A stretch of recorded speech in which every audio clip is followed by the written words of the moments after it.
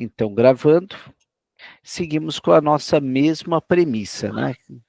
Precisar comentar alguma coisa, ou ergue a mão, ou abre o microfone e fale.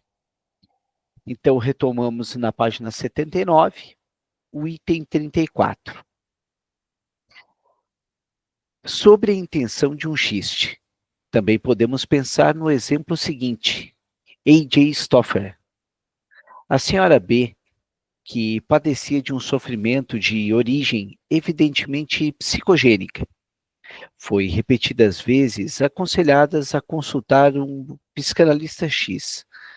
Ela sempre recusava, com a observação de que um tratamento como esse nunca seria algo correto, pois o remédio, pois o médico iria erroneamente remeter tudo para as coisas sexuais. Finalmente, ela estava pronta a seguir o conselho e perguntou: está bem, quando esse Dr. X, nun gut van ordnet els die Dr. X. Ela quis perguntar: van ordnet dieser Dr. X, em que horário ele atende? Pessoal, só um minutinho, só para eu enviar aqui a mensagem em um dos grupos que eu acabei esquecendo. E alguém lá no Telegram pediu. Vamos só botar aqui. Pronto. O parentesco entre xiste e lapso verbal também se evidencia no fato de que o lapso verbal frequentemente nada mais é do que uma abreviação. Olha só interessante isso, pessoal. O parentesco entre o xiste e o lapso verbal também se evidencia no fato de que o lapso verbal frequentemente nada mais é do que uma abreviação. Uma moça, depois de terminar a escola, cedeu às correntes dominantes na época, matriculando-se no curso de medicina. Depois de poucos semestres, ela tinha trocado a medicina pela química. Alguns anos depois, ela narra essa oscilação com a fala a seguir. No geral, eu não me horrorizava nas dissecações, mas uma vez, quando eu tive de arrancar as unhas dos dedos de um cadáver, eu perdi o prazer de toda essa química. 36. Insiro aqui outro caso de lapso verbal, cuja interpretação... Fale, Rose, por favor. Bom dia, tudo Bom bem? dia, tudo certinho. Que ótimo. Michel, lembra que eu comentei com você desse caso 35 há um tempo atrás? Uhum. Que eu questionei, né, a situação do lapso verbal dela, então eu analisei como ela tendo um ato falho, né, de que dessecar um dedo na química, né, então, quer dizer, ela não sabia o que ela queria, pelo jeito, assim, né, qual escolha fazer, né. Eu achei esse caso interessante. É que eu não participei da leitura aqui, infelizmente, eu entrei agora, mas foi bem na hora certa. Sim, sim, nós iniciamos exatamente agora. Uhum. Eu vou ler mais uma vez aqui, e a gente pode falar um pouquinho sobre ele. Vamos tentar interpretar ele. Uma moça, depois de terminar a escola, cedeu às correntes dominantes na época. Ou seja, aqui estamos falando de um ego ideal, né? Algo que veio externo a ela, ali, uma cobrança social, né? Uhum. E matriculou no curso de medicina. Não foi propriamente algo que ela parece que veio um peso social. Depois de poucos semestres, ela tinha trocado a medicina pela química. Química. Alguns anos depois, ela narra essa oscilação com a fala a seguir. No geral, eu não me horrorizava com as dissecações. Ok, não era o medo de dissecar nada. Não. Mas, uma vez, quando eu tive de arrancar as unhas de um cadáver, eu perdi o prazer de toda essa química. Fabuloso, né? Ela chega até a química a partir disso aqui. Ela, é a única coisa que eu consigo imaginar. Alguém teria algum outro contraponto? Clau, por favor. Oi, Michel, e a Rose, né, que está trazendo Isso, a essa Rose, questão. a Rose. Eu me lembro, né, no dia que isso foi trazido, e nós estávamos justamente fazendo esse contraponto aí entre os lapsos verbais e xistes, né? Até Isso. vou resgatar aqui a minha anotação passada, se a gente ganha tempo, mas eu havia trazido o seguinte, né, que juntar, só complementando a fala do Michel, que o que a levou a essa nova faceta, né, foram atos já realizados anteriormente. Então, eu entendo assim, né, como colocado anteriormente, nesse caso específico, o juntar as vivências do dia a dia, que é o que ela faz agora, atualmente, com outros censurados, ou seja, é uma combinação aí dos conteúdos latentes, entende-se inconscientes, com os conteúdos manifestos, Manifestos. entende-se entende consciente, né? Então, é uma juntada desses dois que, de fato, a fez, né, ter essa fala, conteúdos atuais com os latentes, né? Então, nesse caso, o sujeito, ele apreende, né, essas sensações e sentimentos que estavam lá reclusos, em outros momentos nós vamos chamar isso de recalque, né, que não é uma fala para essa página hoje, e sim de lapsos verbais ainda, né, esse conteúdo lá atrás apreendido, né, o nome já diz aí. Então, se tratam de sensações mentais básicas dessa experiência imediata. Só essa experiência que ela teve agora foi capaz de desencadear o que foi aprendido lá atrás, né? Então, só para a gente resumir, ela soltou ali um xiste mediante a um lapso verbal lá atrás apreendido. Não sei se me fiz entender aqui ou ficou mais confuso, né? É um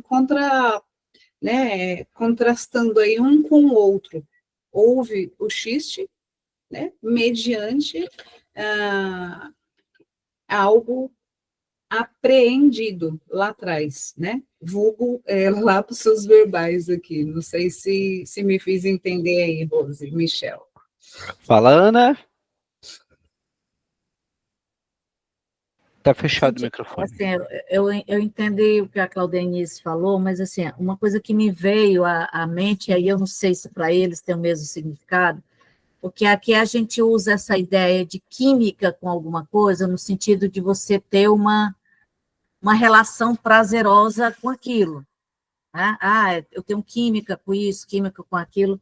E eu achei interessante quando ela diz assim, perdi o gosto com toda a química. Né? Então, assim, ela perdeu o prazer, ela perdeu o desejo pela medicina, que também ela deixa claro que não era bem um universo que ela dissesse assim, eu estou apaixonada, eu quero fazer medicina. Ela foi mais pelo movimento da época. Mas vamos lembrar também que a área da química não é uma área onde você encontra muitas mulheres. Não é hoje e não era no passado. A química, o estudo da química, é uma área que muitas vezes fica mais restrita ao universo masculino. Você Se hoje você encontra poucas mulheres no curso de Química, eu acredito que naquela época você encontraria bem menos, né? E aí eu não sei como é que isso se encaixaria nesses desejos inconscientes. É assim, só complementando a sua fala, Ana, o fato dela ter usado, né, a palavra química, a gente pode, né, na interpretação nossa, né, é subjetivo, cada um vai ter a sua interpretação, mas saiu da boca dela, foi explanado a palavra química, que arremeteu a algo apreendido lá atrás, no curso anterior, né, é a leitura que eu faço. Então, a palavra química é o equivalente a inconsciente dela, né, lá atrás guardado, é o meu ver aí. Claro, não desconsiderando a sua última fala, né, que curso de química tem menos pessoas do sexo feminino e tudo mais, mas acredito eu que isso já iria para outro ângulo, fugido aqui do único dado concreto que essa pessoa, que esse indivíduo trouxe na fala dela, aquilo é a verdade dela, o que nos faz, né, de repente, analisar e desconsiderar qualquer outra suposição do nosso lado, vamos dizer assim. Então, saiu da boca dela a palavra química. O que nós temos de química? Uma vivência anterior dela, que foi apreendida e foi guardada. E agora, né, devido a acontecimentos, a vivências atuais, isso desencadeou esse lado inconsciente, que foi, logicamente, explicitado aí na palavra química. Né? É o meu entendimento. Não veio do nada, né? Exato. Que a decisão dela, até pela química, era algo que já estava lá guardadinho, né? Eu acredito que seria mais ou menos desse lado. Eu, pelo menos, entendi isso também. Rose, por favor. Então, assim, talvez, né? Talvez ela tenha entrado nesse curso de medicina por conta de uma influência social da época ou socioeconômica, né? Como sempre, que tem um grande peso. Ela entra nesse curso subentendendo-se que foi por influência, penso eu, né? Vai para o curso de química, pensando ser um desejo, deslocando, né? E quando ela termina esse curso de química, o que ela faz? Ela fala isso, quando eu tive que tirar as unhas dos dedos de um cadáver, perdi o gosto pela química. Então, assim, porque o lapso verbal e tudo vem de um movimento inconsciente, né?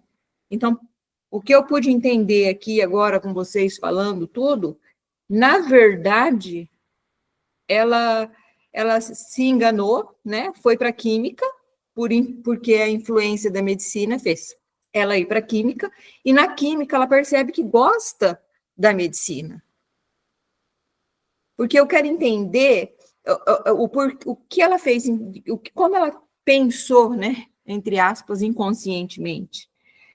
Porque se ela perde o gosto da química, né, não que dessecar um dedo causasse algum dano, mas perdi o gosto por toda a química. Então, será que o social influenciou na medicina? Ela foi para a química e depois ela descobre que gosta da medicina? E aí vem esse ato falho, esses xistes? O mecanismo que ela usou que eu quero entender. É assim, né, Rose? A Michelle pode me ajudar aí também, né, a tentar deixar isso mais claro, mais sucinto possível, mas é assim, o querer entender, é assim, a gente tem que entender, a gente não tem que nada, né, mas seria interessante nós, enquanto analistas, deixar apartado todo e qualquer desejo nosso de querer entender aquilo que não foi falado. Então, de novo, o que a pessoa aqui, o sujeito nos traz? Uma única fala, é o química. É o único dado que nós devemos levar em conta, porque isso é inconsciente, não tem como nós interpretarmos isso né, nem mesmo o Freud que conseguiria, descartando essa palavra, ele ia entender isso, inconsciente, então isso veio do inconsciente dela, se veio do inconsciente, nem mesmo ela sabia o porquê estava falando essa palavra química. E aí cabe a nós, de fora, né, subentender, né, até porque quando estamos na clínica, tudo se trata de hipóteses, nós não podemos entender aquilo que nós queremos entender do que não é trazido. Sim. Então, de novo, ela trouxe ali um machiste, porque saiu da boca dela a palavra química. E o porquê saiu a palavra química, nem ela tinha isso como consciente, porque até então estava latente nela. Sim. Agora, né, entendo eu que se não tem aqui a colocação, o porquê a fez levar a fazer esse curso, né, se por conta de sociedade, se ela foi levada, se ela foi direcionada a isso, acredito eu que seria um desperdício aí de munição, né, seria totalmente desconsiderar a palavra, o único dado válido, a única verdade que ela nos trouxe, que foi essa palavra química. Então, química, entendo eu, de novo, como um lapso verbal que só foi desencadeado com essa vivência dela de hoje. Eu complementaria uma segunda coisa aqui, partindo da premissa que o Freud adorava dizer, quando tu começa uma frase com não, na verdade tu quer se ater dizer que sim nela, né? Aquelas as frases emblemáticas que alguma pessoa chega para nós e diz, olha, não que eu seja racista, eu não sou, não que eu seja misógino, não que eu seja N tantas coisas. Então tu nota que ela diz aqui, ó, no geral, eu não me horrorizava, no geral, eu não me horrorizava. Então até que ponto ela ela se horrorizava com isso, né? Daí mais uma vez eu tive que arrancar a unha do dedo de um cadáver, eu perdi. Então até que ponto ela se horrorizava com isso? Né, mas é claro, a gente só tem uma frase aqui dentro de um contexto que ele quer falar sobre lapso verbal e sobre xiste, né? Talvez se nós continuássemos numa sessão com essa pessoa por 15 minutos somente, já mudaria toda a questão. Haja vista, agora frente à orientação lacaniana, um significado não é colado no significante. Então, a cada vez que a pessoa vai falando, aquele significado vai mudando. Então, se hoje ela está dizendo isso com essas palavras, se ela botasse uma palavra a mais, mudaria tudo, né? Então, parto do pressuposto que ela não gostaria disso aqui, né? Mas o que tu elencou, Rose, é uma hipótese, não dá para a gente tirar de pauta também. Eu acho que isso aqui tá apertado para encaixar nessa teoria, mas não quer dizer que o seja. Sim, sim. É porque jogando para o nosso dia de hoje, né? Quantas e quantas pessoas passam por essa situação, né? Pelo social, fazem um curso e depois vê que não é, e gera aquela frustração toda nesse sujeito, né? Não, Rose, mas vamos lá, já escapamos um pouco da leitura, mas é importante isso que tu disseste. Ai, desculpa, não, mas foi ótimo que tu trouxe isso em pauta. Eu amo assunto aleatório. Analisa uma coisa, o desejo ele desliza. Então, se hoje tu tá desejando ser psicanalista, até que ponto tu vai suportar a angústia de não conseguir saber todos os casos? E daí o teu desejo pode deslizar para outra coisa. Muito bom. Muito tá? bom. Então é mais ou menos assim que funciona. Até que ponto ela amava química, veio uma pressão social, ela se identificou ou não, mas ela começa a entrar com essas dissecações, que daí depende da vivência que ela tinha ou não, haja vista se fosse uma pessoa que ama dissecar corpos, até mesmo um perverso que tem uma satisfação, um gozo em cortar coisas. Sim. Vai ficar ali, enfim, né, tem N variáveis. Mas eu acho que rendeu aqui o item 35 para a gente pensar um pouquinho, né? E eu vou seguir mais um pouquinho com a nossa leitura. Rose, mas é isso aí. ergue a mão, fala, e é legal que vai tendo embates e a gente vai indo para outros pontos, outras bifurcações, e é para isso que a gente está fazendo a leitura em grupo. Sozinho a gente não teria esse diálogo que estamos tendo. 36. Insiro aqui outro caso de lapso verbal, cuja interpretação exige pouca arte. O professor de anatomia se esforça para explicar as cavidades nasais, que são, conhecidamente, um capítulo muito difícil de enterologia. Para perguntas sobre os ouvintes haviam entendido suas observações, escutou-se um sim geral. Sobre isso, comentou o professor, conhecido por sua autoconfiança. Mal posso acreditar nisso, pois as pessoas que entendem de cavidades nasais podem ser contadas, mesmo em uma cidade com milhões de habitantes, como Viena, em um dedo. Perdão, com os dedos de uma mão, eu quis dizer. Ser contado com um dedo e com os dedos de uma mão. Vou seguir mais um pouquinho aqui.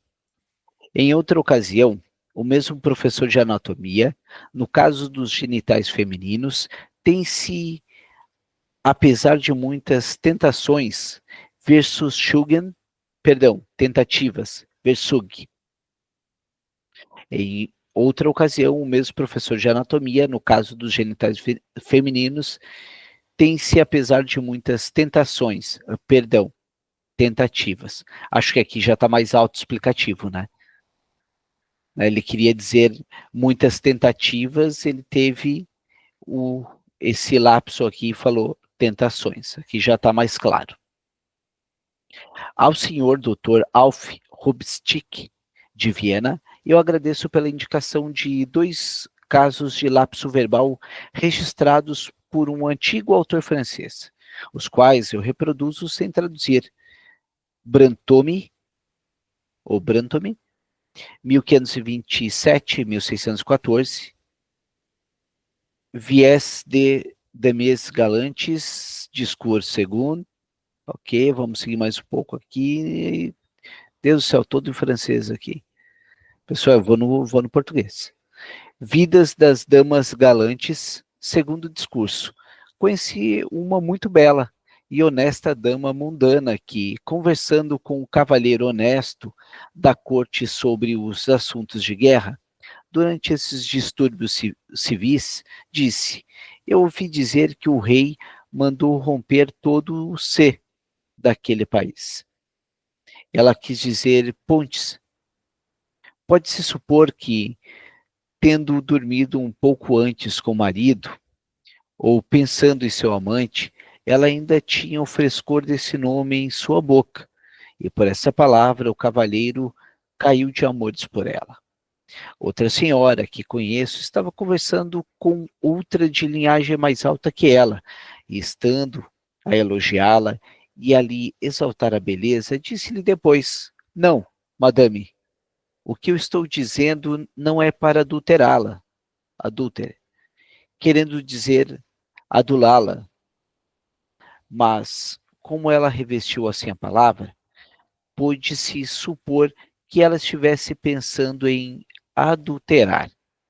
Acredito que aqui também é bem autoexplicativo aqui, né? O que realmente queria e o que tentou encobrir. Naturalmente, há exemplos mais modernos para a origem de ambiguidades sexuais por meio de lapsos verbais. A senhora F conta sobre sua primeira aula em um curso de línguas. É muito interessante, o professor é um jovem inglês simpático. Logo na primeira aula, ele me deu a entender, através da blusa, corrigiu-se, através da flor, que ele preferiria dar-me aulas particulares. Alguém tem algum comentário? Gostaria de falar sobre isso? Acho que aqui também está bem claro o que acontece. E daí trazendo para a nossa clínica, né, pessoal? é para a gente sempre estar desconfiando, como eu sempre menciono, mas não é desconfiar do caráter da pessoa, é desconfiar do sujeito que não sabe que sabe, né? Isso é a escrita freudiana. Quando o teu analisando ali na tua frente fala sobre isso através da flor, troca por através da blusa, né? E a gente passa despercebido, e daí eu trago Ferenczi, que foi depois dito pelo Lacan, a resistência do analista. Né? Que você não pergunta, o que você quer dizer com isso? Né? Não, foi, eu tropecei nas palavras. Não, mas será que foi por acaso que você tropeçou nessas palavras, trocou elas? Né? Então, esse é um aspecto que é bem relevante a gente estar se atentando. No final das contas, não achamos nada, né? Não achamos, a gente tem que perguntar. Luiz, por favor. Tá fechado o teu microfone, Luiz. Alô, alô, tá ouvindo? Perfeitamente. Tá okay. Sim, sim. Só voltando aqui no item 36, quando ele fala que, deixa eu ver aqui, em um dedo, né, perdão, com os dedos de uma mão, esse um dedo aqui ele estaria se referindo, o ato fala que seria que, o lapso verbal que seria que só ele sabia daquilo, é isso? Eu fui por esse lado, assim. Eu fui por esse lado. Vou aqui de novo, aqui, ó. Insiro aqui outro caso de lapso verbal cuja interpretação exige pouca arte. O professor de anatomia se esforça para explicar cavidades nasais, que são conhecidamente como um capítulo muito difícil. Ok, não é para qualquer pessoa. Para a pergunta sobre os ouvintes haviam entendido suas observações, escutou-se um sim geral, ou seja, todo mundo ergueu o dedo. Sobre isso, comentou o professor, conhecido por sua autoconfiança. Né? Aí já tem um sujeito também que se acha um pouquinho mais do que os demais. Mal posso acreditar nisso, pois as pessoas que entendem de cavidades nasais podem ser contadas, mesmo numa cidade com milhões, com Viena em um dedo, ou seja, somente ele. Somente ele, né? Ele aqui.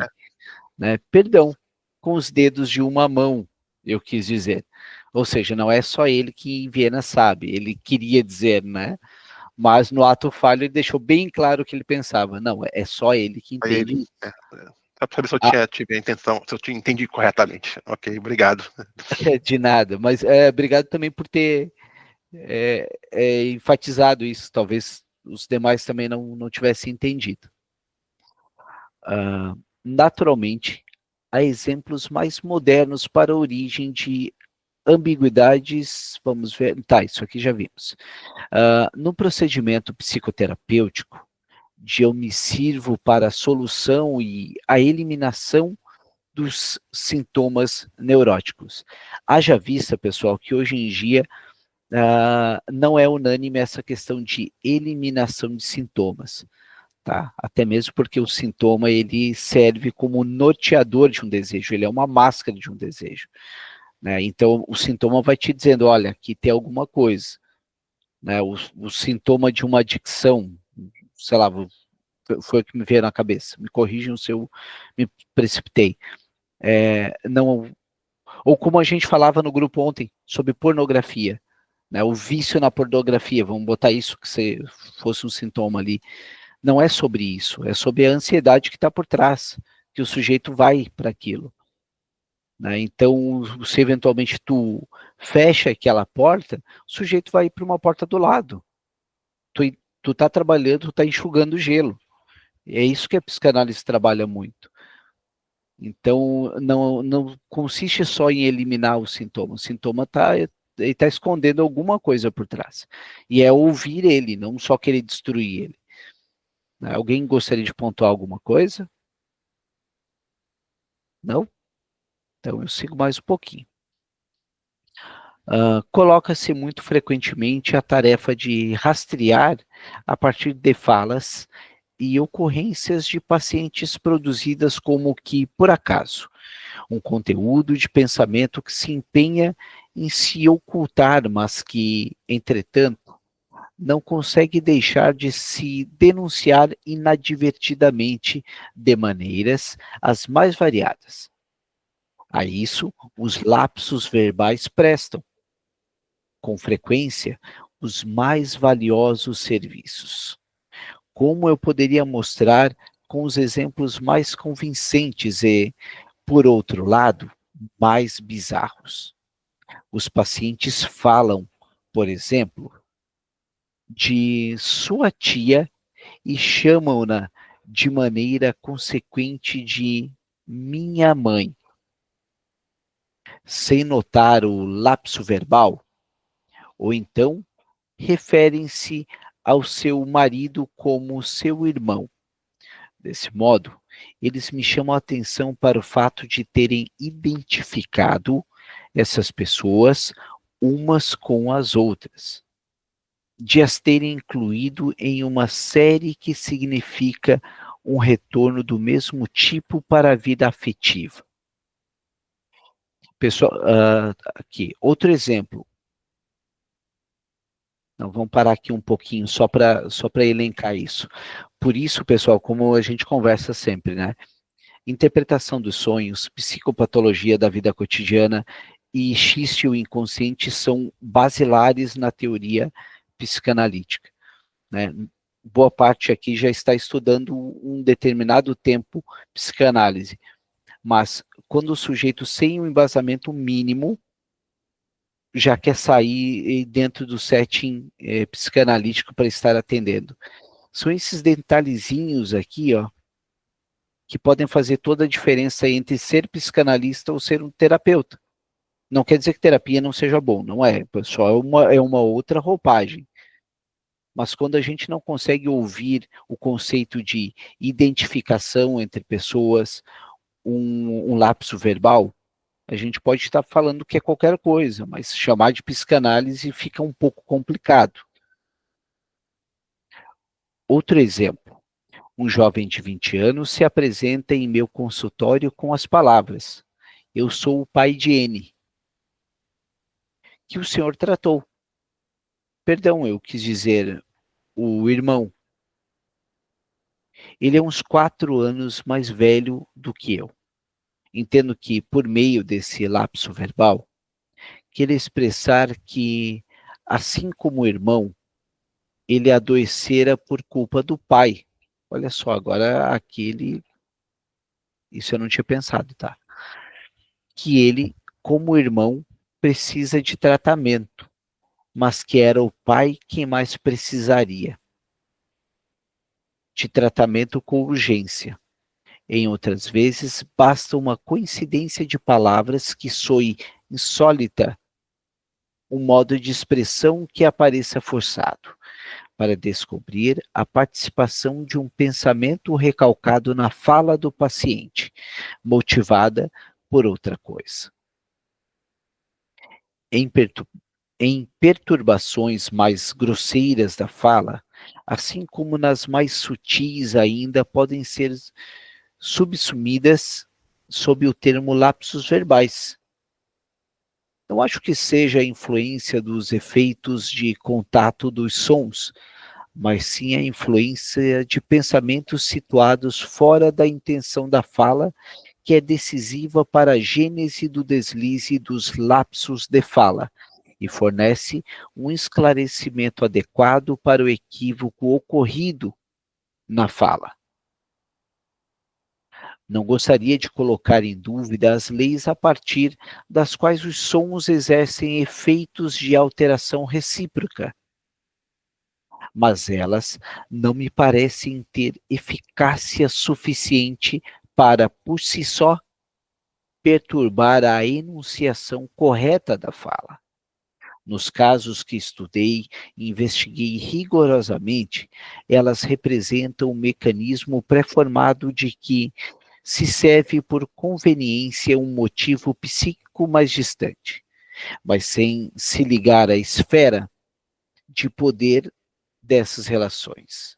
Em uma grande série de substituições, o lapso verbal desconsidera por completo essas leis fonéticas. Nesse aspecto, eu me encontro em pleno acordo com Wundt, que, como eu, presume que as condições de lapsos verbais são complexas e vão muito além dos efeitos de contato de som. Pessoal, considerações? Alguém gostaria de pontuar algo? Acho que aí ficou bem claro que ele enfatiza muito que lapso verbal não é só falar palavrinhas parecidas, né? Acho que isso ficou bem claro aqui, mas que é algo mais complexo. Se considero asseguradas essas influências psíquicas mais distantes, segundo a expressão de Wundt, não vejo, por outro lado, nenhum impedimento em também admitir que, no caso de uma fala apressada e de uma atenção pouco distraída, as condições para o lapso verbal possam reduzir-se facilmente à medida definida por Mehringer e Mayer.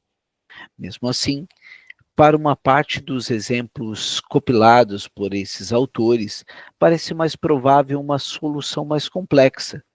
Escolho, por exemplo, o caso citado acima. Peitava tanto no meu, pesava tanto no meu peito. Será que nesse caso simplesmente aconteceu de Shiv recalcar o equivalente Bru como uma antecipação de som? É difícil negar o fato de que o som Shuv foi, além disso, habilitado por uma relação especial para essa prioridade. Então, esta não poderia ser nenhuma outra a não ser a associação Shivster, irmã, Bruder, irmão. Como também Brust der Schwester, peito da irmã, que leva a outros círculos de pensamento. Esse auxiliar invisível por trás da cena empresta ao inocente Shuv o poder cujo resultado se manifesta como equívoco na fala. Para outros lapsos verbais, podemos supor que a semelhança de sons em palavras obscenas e significados seja o verdadeiro perturbador. A desfiguração e a distorção deliberadas das palavras e dos modos de falar, tão apreciadas por seres humanos atrevidos, unartig, não visam a outra coisa a não ser fazer lembrar, manem, do que é proibido a partir de uma ocasião inocente. E essa brincadeira é tão frequente que não seria assombroso se ela se estarrecesse também de maneira não intencional e contrária à vontade. Exemplos como Aschweinchen, mulherzinha, caga ovos, no lugar de Eichweichen, fatiazinhas de clara de ovo. Apopos, popo, em alemão seria bumbum. Fritz, em vez de apropos, a propósito. Locus capital, capital do banheiro, no lugar de lotus capital, capitel de lótus. E talvez a Alasbister Bash, Alasbister Bish, caixa de alabastro, e Bist, seio e busto, de Santa Madalena. Talvez pertençam a essa categoria. Ich fordere Sie auf das Vel. Unseres Chef ausstoffen. Convido a arrotar a saúde do nosso chefe.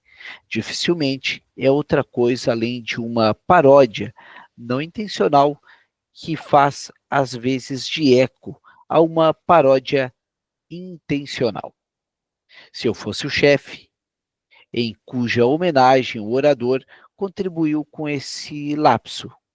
Eu iria provavelmente pensar na esperteza com que os romanos lidavam com isso, e ao permitirem aos soldados do imperador triunfante que expressasse em canções satíricas sua objeção íntima em relação ao homenageado. Meringer conta sobre si próprio que uma vez, ao saudar uma pessoa que, por ser a mais velha de uma sociedade, era familiarmente tratada pelo título honorífico de Senextel, Senex, ou o velho Senex, disse, saúde velho Senex, Senex Altes. Ele próprio ficou chocado com esse erro. Talvez possamos interpretar seu afeto se nos lembrarmos como Altes se aproxima do insulto Alter Essel, burro velho. Quanto à violação do respeito pela idade, ou seja, reduzido à infância pelo pai, não impostas grandes punições internas. Pessoal, pontuações, considerações, insights que tiveram, até mesmo para a aplicação clínica. Alguém gostaria de pontuar algo? Não? Então vamos para mais um parágrafo aqui, já que temos ainda alguns minutinhos. Espero que os leitores não negligenciem a diferença de valor entre essas interpretações que não se deixam comprovar e os exemplos que eu mesmo compilei e expliquei por meio de análises. Mas se eu ainda me apego silenciosamente à expectativa de que mesmo os casos aparentemente simples de lapsos verbais poderiam ser reconduzidos a uma perturbação por meio de uma ideia semi-reprimida, situada fora do contexto pretendido. O que me atrai para isso é uma observação de Meringer, muito digna de nota. Esse autor diz que é curioso o fato de ninguém querer ter cometido lapsos verbais. Há seres humanos muito sensatos e honestos que se ofendem quando lhes dizemos que eles teriam cometido um lapso verbal. Eu não ouso tomar essa afirmação tão genericamente, tal como supõe o ninguém de Meringer, mas o vestígio de afeto que está aderido à comprovação de lapso verbal, e que, evidentemente, é da natureza da vergonha. Tem sua importância, ele pode ser comparado ao aborrecimento que sentimos quando não nos lembramos de um nome esquecido, e ao espanto com a tenacidade de uma lembrança aparentemente sem importância. Indica em todos os casos a participação de um motivo no surgimento de perturbações. A torção de um nome equivale a uma ofensa, quando ela acontece de modo intencional, e poderia ter o mesmo significado em toda uma série de casos em que ela aflora como deslize não intencional na fala. Aquela pessoa que certa vez, segundo o relatório de Mayer, disse Freuder no lugar de Freud, porque pouco antes pronunciou o nome Breuer e outra vez falou de um método de tratamento Freuer-Breudiano. Era provavelmente um colega não particularmente entusiasmado com esse método. Um caso de desfiguração de nome que certamente não pode se esclarecer de outro modo, vou comunicar mais adiante em deslizes na escrita. Vamos ver o que ele fala aqui. Pode-se notar também que são justamente os aristocratas que, com especial frequência, desfiguram os nomes de médicos que consultaram de onde se pode concluir que no íntimo eles os menosprezam, apesar da cordialidade com que costumam tratá-los. Cito aqui algumas observações pertinentes sobre o esquecimento de nomes, provenientes da elaboração inglesa sobre o nosso tema, escrito pelo professor Ernest Jones, obra de 1911. Naquele momento, em Toronto, poucas pessoas podem evitar um ímpeto de raiva quando elas descobrem que seu nome foi esquecido, especialmente quando tinham a esperança ou a expectativa de que a pessoa em questão teria guardado o nome. Elas dizem a si mesmas, imediatamente sem hesitar, que a pessoa não teria esquecido o nome se tivesse sido deixada nela uma impressão mais forte, já que o nome é um componente essencial da personalidade. Por outro lado, há poucas coisas mais sentidas como lisonjeiras do que ser cumprimentado pelo nome de uma alta personalidade, de que não se esperava. Napoleão, um mestre na arte de lidar com pessoas, deu durante a infeliz campanha de 1814 uma espantosa prova de sua memória nesse sentido. Quando se encontrava em uma cidade perto de Graone, lembrou-se de ter conhecido há mais ou menos 20 anos, em um determinado regimento, o prefeito dessa cidade, Debussy. A consequência foi que o Debussy, encantado, dedicou-se ao seu serviço com devoção ilimitada. Portanto, não há meio mais confiável de ofender alguém do que quando se finge que esqueceu seu nome. Com isso, se insinua que as pessoas lhe é tão indiferente que não precisamos nos dar o trabalho de guardar seu nome. Esse artifício representa certo papel na literatura. No livro Fumaça, de Turgenev, há o seguinte trecho: o senhor ainda acha Baden divertido, senhor Litvinov? Ratmirov costumava hesitar e proferir o nome Litvinov como se ele tivesse primeiro de se lembrar dele.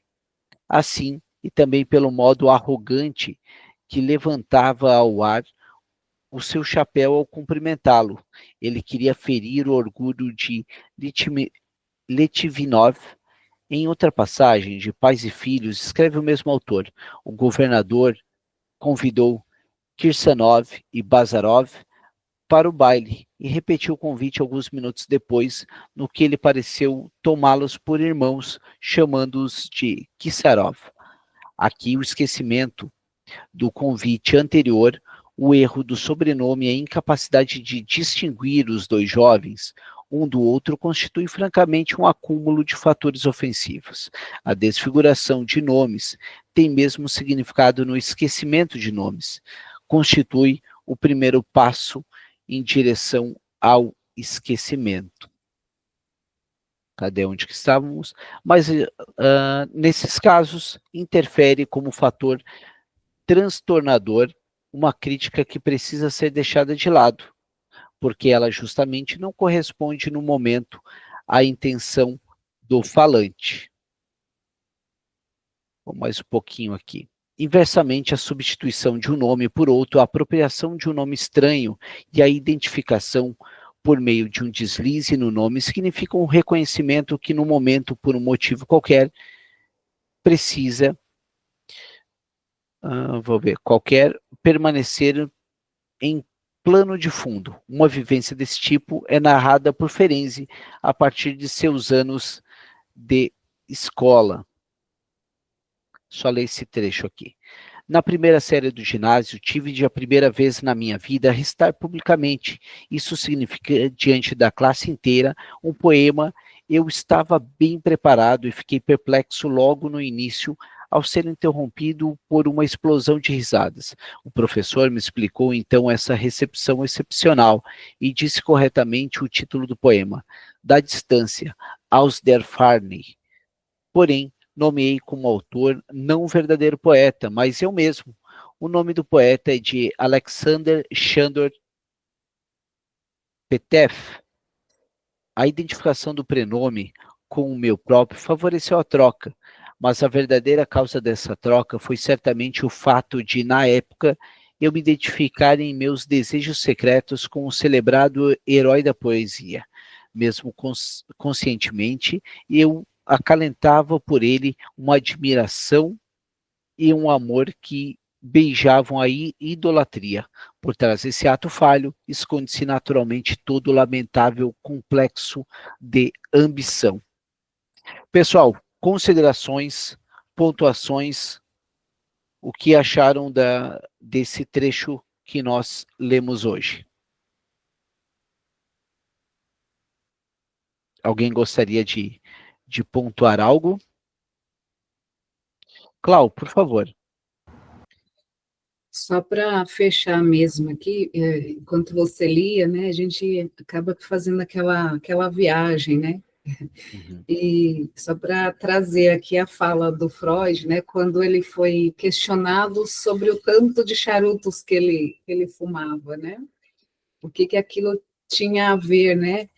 Enfim, só resumindo, a sua resposta foi de que às vezes um charuto é só um charuto, né? Sabendo, né, o que o Freud trazia dentro da psicanálise, ao que remete, né, qualquer objeto cilíndrico, ainda mais levado à boca, né? Acho que o horário nem permite, né? Mas vamos imaginar aí qual foi a resposta. Mas sim, às vezes um charuto é só um charuto? Não, né? A gente, lendo o Freud hoje, a gente sabe que aquilo poderia ser mil coisas aí, né? Vale da interpretação de cada um dos colegas aqui. Em se tratando na clínica, né, um charuto nunca é o charuto, né? Eu falo isso por experiência, né, de alguns dias aí já na clínica, né? Alguns longos dias. Mas um charuto nunca é só um charuto, a gente conseguiu ver isso aqui nesse pequeno trecho, então foi só uma lembrança, né? E claro, que se nós não estivermos ali, eu sempre trago isso na fala, a Michelle sabe, né? Porque eu vivo isso na clínica, além de um charuto nunca ser somente um charuto, se nós não escavarmos ali o que tem aí por baixo desse iceberg, a gente jamais vai saber a causa. E aí, só linkando isso com o que o Michel falou no trecho passado, não tem como acabarmos ali com os sintomas do neurótico, né? Que seríamos aniquilá-lo, o próprio sujeito. E sim desvendar aí o que tem por detrás daquele charuto, porque sempre haverá um algo maior, né? Então, eu acho isso chega a ser poético, né? Inclusive, mas que necessita aí de olhos, né? De uma escuta bastante ativa para realmente escutarmos, né? O que está saindo dali, livre de qualquer interpretação falha do lado do analista. Clau, Isso. até complementando, eu tive um episódio a semana passada bem marcante, que foi, eu terminei uma sessão com a seguinte frase: eu não tenho pretensão de curar você. Né? E daí, não, foi na retrasada. Daí, analisando, chegou na semana seguinte e disse: eu fiquei muito desconcertada com isso que você falou. Como assim? Você disse que não tinha pretensão de me curar. Parece que você só tinha curiosidade de saber da minha história. Daí eu perguntei para ela: você ainda acha isso? E parei. Dela, eu refleti bastante. E eu acho que eu entendi. Mas daí o que tu consegue observar aí? O quanto a pessoa precisava chancelar aos olhares do outro a percepção que ela tinha daquela situação. Sabe? Provavelmente fruto de algum desmentido que deve ter sofrido na sua história. Né? Mas eu deixei meio que no ar ali para ela, e naturalmente, né? Se a gente está trabalhando com o conceito de transformar um indivíduo objeto no indivíduo sujeito, eu tenho que trabalhar a concepção dela, o olhar dela. E daí sim, às vezes é extremamente angustiante. É angustiante tu não saber o que o outro pensa. E o triste é que a gente nunca vai saber. A gente só vai saber o que ele nos fala. O resto é só suposição. Por isso, quando a Cláudia mencionou anteriormente, tudo que nós fazemos na clínica são hipóteses. O tempo todo. Quando são certezas, é do imaginário. né? Teve um debate no grupo, acho que foi sábado, que eu estava em viagem, e daí um debate sobre a sociedade, as coisas para a mulher são diferentes. Sim, para a mulher é diferente, só que a mulher não existe no conceito lacaniano, mas principalmente não existe como um todo, existe como a individualidade de cada uma. Se é diferente para a mulher, sim, é diferente para cada mulher. E se vocês estão do lado sendo mulheres, pode dizer o seguinte, com certeza, eu falo do lado de homem, e é diferente também para todo homem. E porque se a gente vai generalizar, a gente entra no registro imaginário, daí complica tu querer fazer uma clínica quando começa dizendo todo mundo é assim. Né? Então, se a gente está indo na subjetividade, na particularidade, é a história daquela pessoa. Como eu sempre digo, não é tu ir na Renner comprar uma roupa, é tu ir na alfaiataria fazer o terno para aquela pessoa. Se a gente já chega com um discurso pronto, para que tu tá ouvindo? Porque na verdade tu não tá ouvindo, já tomou a decisão, né? E lembrando, pai e mãe não é propriamente eles são os culpados. Pai e mãe são funções, então vai além deles a coisa, né? Então, pessoal, por hoje era isso. Obrigado pela parceria, pelos comentários, e a semana que vem a gente volta de novo. Pessoal, Tchau, muito bem. tchau. Tchau. Tudo de bom. Tchau.